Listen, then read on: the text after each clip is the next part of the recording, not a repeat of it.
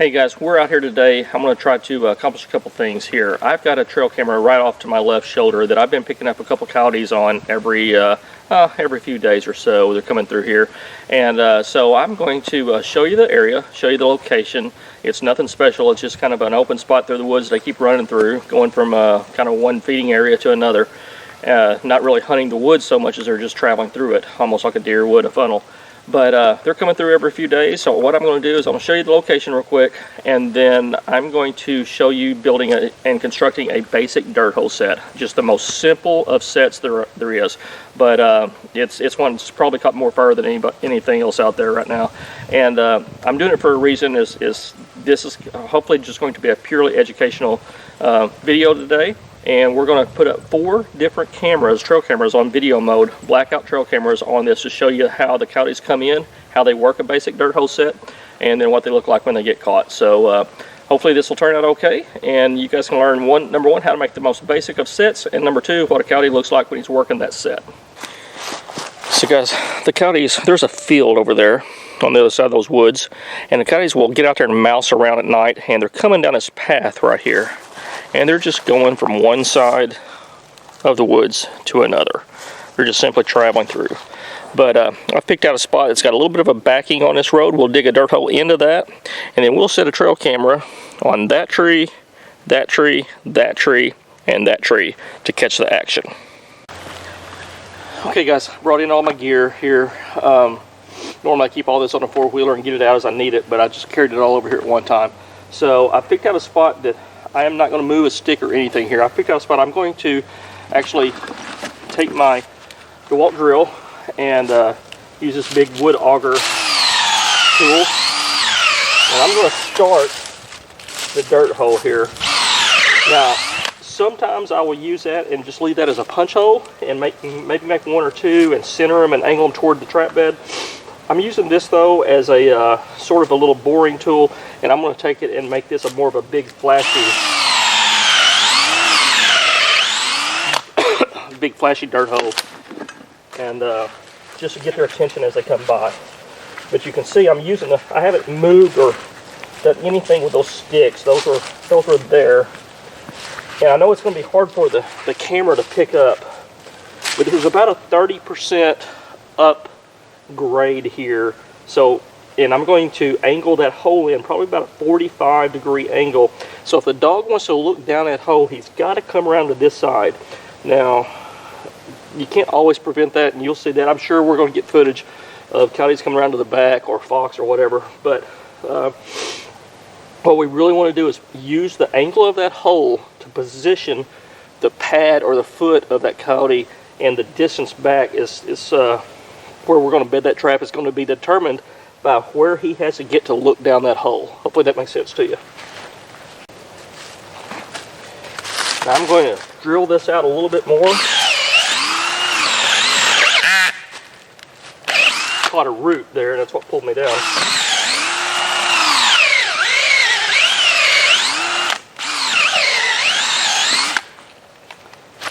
Boy, that drill sure does make it easy getting down into the dirt. But you can see guys, I'm trying to go in about a foot or so, because once I drop my bait, or if I put some gland lure on a sheep's wool, which I do quite often, I want him to have to work hard for it. I don't want him to reach out there in there with his snout and be able to pull that back out.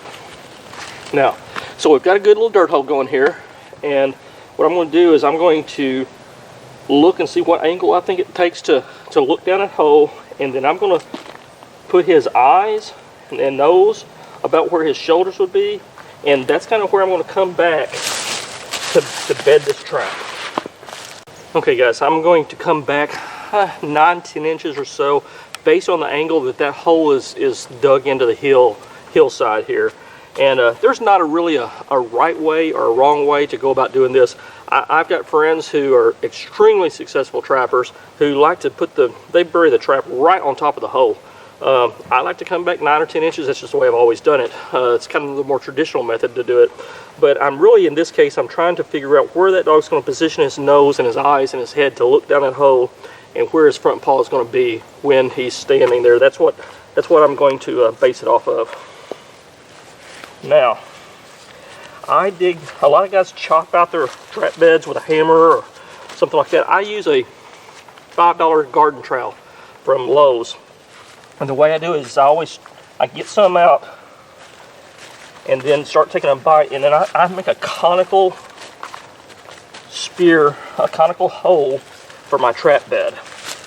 Now I've got all these leaves and stuff like this, so I'm going to get rid of some of them, kind of making it difficult to work. But you can see it's almost like I'm scooping out ice cream, with the point always staying still, and I rotate the garden trowel around that point, and that's what scrapes off the walls of the trap bed. It's just the way I like to do it because it keeps the trap bed very solid. I'm not chopping out a huge area, then going back in and trying to fill in and pack in what nature has already provided. Nature's provided a very strong, solid trap bed here. Earth is just a solid, strong ground. So I want to remove the least amount possible in that so that my trap will sit very, very solid. So here's my trap. I'm just going to give it a test run. I went to using a lot of KO Juniors. That's the nail that I'd used to keep my jaws separate while I waxed it. So you can see my trap's going to sit in there. It's going to sit below ground level, and I'm pushing on both sides where the levers are. So then I can come back in and I know exactly what little bitty part to dig out where my levers are going to fit. Right now, the lever's the only thing that's keeping that trap from going down and bedding solid. So I remove those two little ears. You see this really done well when you have a cookie cutter. It's kind of a template that allows you to go and see that trap is not moving one bit. So let's show you how that looks up close.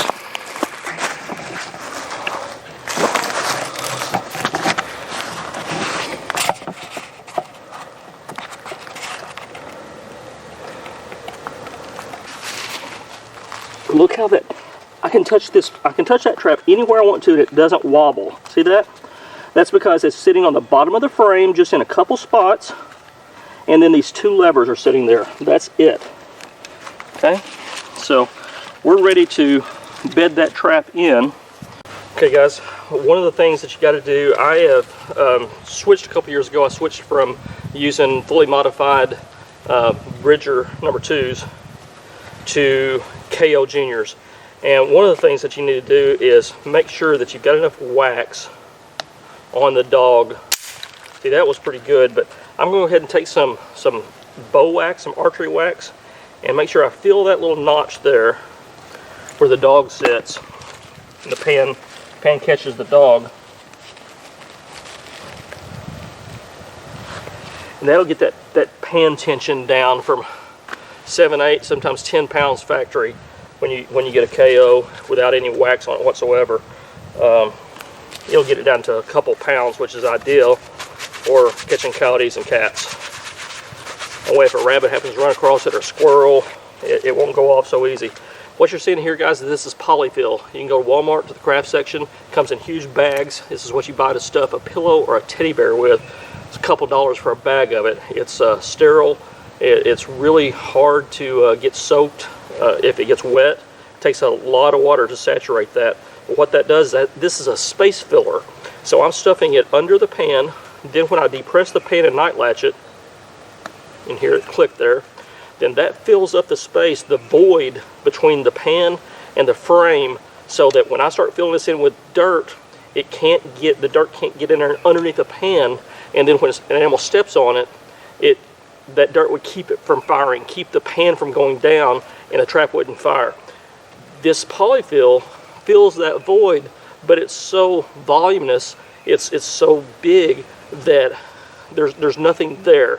It's like air, even though it's keeping the dirt from around it. Okay, so the dirt can't get in there, but it's easy to compress. You saw me fire it just a second ago.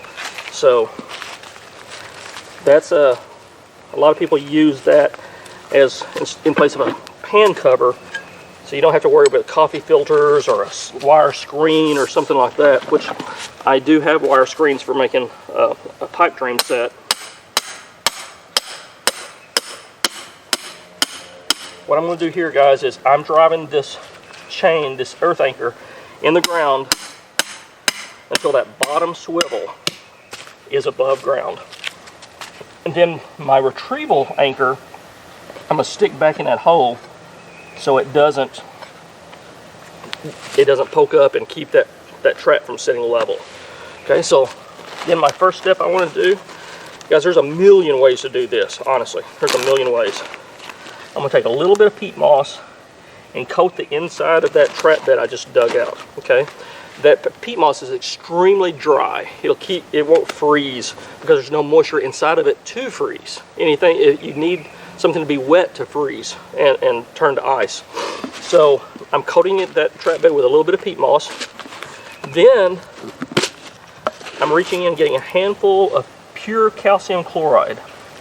This is basically ice driveway melt, ice melt, without any additives to help it. I don't want any additives for the coyote to smell it. Pure calcium chloride, they don't seem to bother or deter the coyote as much. I've used salt. The problem is salt is a natural attractant for deer, and they'll come in, and if they step on your trap, it's not going to hurt the deer, but it fires your trap. They pull out, they're gone. Your trap's not working anymore. Then a coyote or bobcat comes by, your trap's not in working condition, and you miss the animal. So I've got a little bit of calcium chloride down there that's going to act as an ice melt. Then I'm going to come back over with a little bit more peat moss, and I'll take my sifter, and I'm going to put a fair amount of peat moss in there, and all I'm really trying to do at this point is fill the void, okay? I don't want to pack the whole trap in peat moss because peat moss is spongy. It's really hard to pack good. I'm going to put a little bit more calcium chloride all over the jaws, maybe over a little bit of the pan, the levers. Okay, that should keep that trap working now. Now I'm going to reach for my dry dirt. This is dirt I dug a couple years ago, put in big rubber totes, and it stayed out of the weather inside a garage or a shed. Okay, so it's dry, hence the name dry dirt.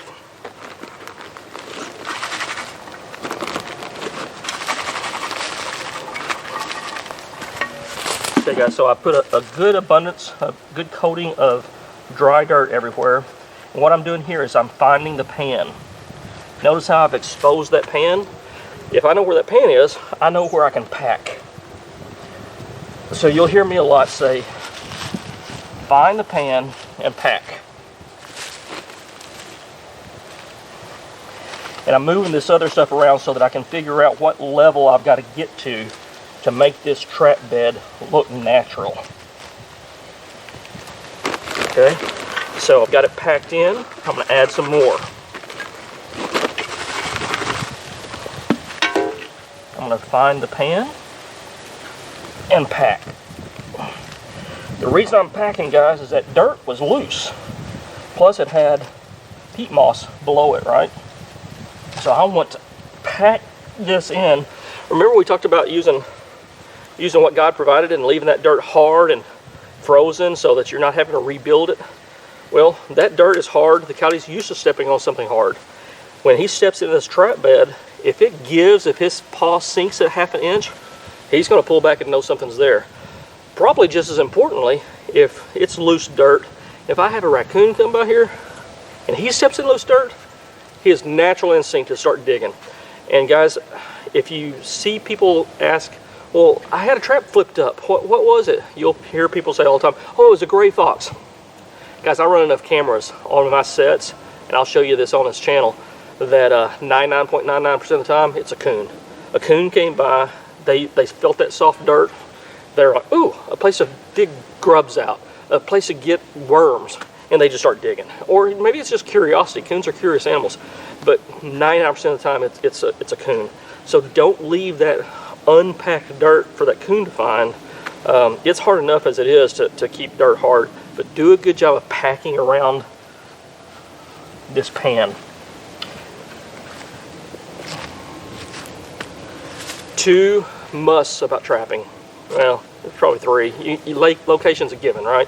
You can't catch what's not there. It's like killing big bucks. You can't kill a big buck if there's not one living around. Location's number one. Number two, your trap bed has to be solid. That trap cannot be tippy. You can't put your finger on one side of the trap and the other side go up. It can't be tippy. And that's one of the reasons I started using KO Juniors, is because Kindle makes such a heavy tank-like trap, it almost beds itself. And that means it sits there solidly without doing a whole lot of work to it. So you can't have a tippy trap. It's got to be bedded solid. Number three, it's got to be packed in tight. Now notice, I'm leaving this pan extremely exposed. I'm packing everywhere else. Okay, I use a 4-coiled trap on purpose because I want it to come up quick through that dirt I'm packing around there. Okay, so I'm pretty happy with the level of that. Notice I've left this trap bed as a bowl. That's so that when this dog comes up here, he's going to feel comfortable stepping right there. Seems like animals, coyotes, fox, they have a tendency to put their foot on a little bit lower spot sometimes. They feel comfortable doing that. So what I'm going to do now, guys, is I'm going to guide this dog. What I mean by guide him, I'm taking a couple sticks here. He's used to seeing sticks everywhere. And all I'm going to do is I'm using a couple sticks to get him not to step here, but to step there. Not here, I want him there, okay? And then I'm going to take a dirt clod, something like that, and I'm going to use a dirt clod to guide him the rest of the way. Notice how I'm blending this dirt all the way up into the hole. I want it to look natural all the way up there. I don't want it to be a big difference, okay? And then I can take what we dug out here. Now some of it's okay to be up here for eye appeal, okay? But I don't want a lot of dirt. I want it to look about as natural as I can. And then at this point, what I may do is take some of this native dirt. I don't want that clod on top of my pan. I don't want anything for him to see.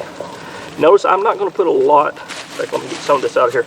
I'm not going to put a lot of native dirt here because this native dirt is wet and it'll freeze.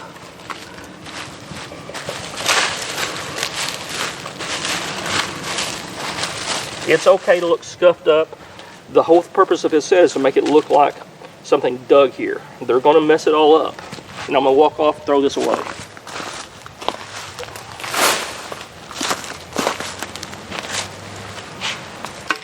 Okay, so I'll bring the camera around and show you this, but this is pretty much a basic dirt hole set, okay?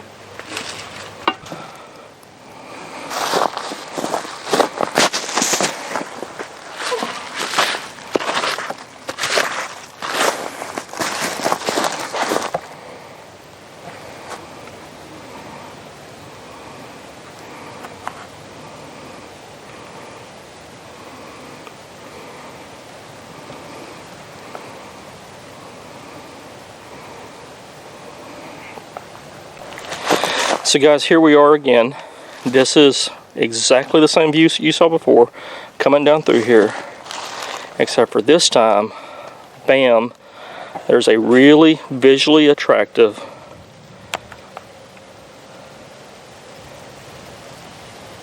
dirt hole for a coyote to notice. And if I'm a dog, that's going to evoke a natural instinct of going, somebody buried something there. I want to go over and see if somebody stuck half a rabbit or a rabbit leg or a quail or something else down there like that. And I'm going to go steal it from him before he can steal it from me. And then we've got a camera there. We've got a camera there. We've got a camera on this little tree right here. And then we've got a trail camera here. We're going to try to catch this. Get this catch on video from 4 different angles. Well guys, you can see right here, this is night number 2, and the coyote comes up here, sticks his nose in the hole, and trots off. But if you listen, it doesn't trot off very far. So it goes off just off camera. And he's starting to come back. You'll see his nose pop in. There we go. Then the next video picks up about 30 seconds later. Can't resist, got to come back. This is why it's so important, guys, to have your traps bedded very solidly. I've had this happen many times where they come in, step all around, take off. They're a little skittish. Coyotes, if you wonder why people guide so little on coyotes, this is the reason. And of course, the 30-second delay, I missed the actual catch, but you can see we got him. And for those who like to say that coyotes chew their paws, they don't. I've never seen a coyote chew its paw above a trap. It's actually biting at the trap because the trap is holding it and it's trying to get loose. Well, hey guys, this is the whole Stags and the Wild crew here, and we're excited this morning. They've been checking the trap line with me, and we accomplished what we wanted to here on the set that had the 4 cameras. So hopefully this will complete this video, close the loop on it from start to finish of showing you set construction, putting in a simple dirt hole, how the dog works the set, and then catching him. So you can hear he's a little vocal out here to this morning, and so he's happy to see us. We're happy to see him. Again, hopefully this turned out good for you. Hit the like and subscribe button. We'll see you on down the line. Not happy to see us.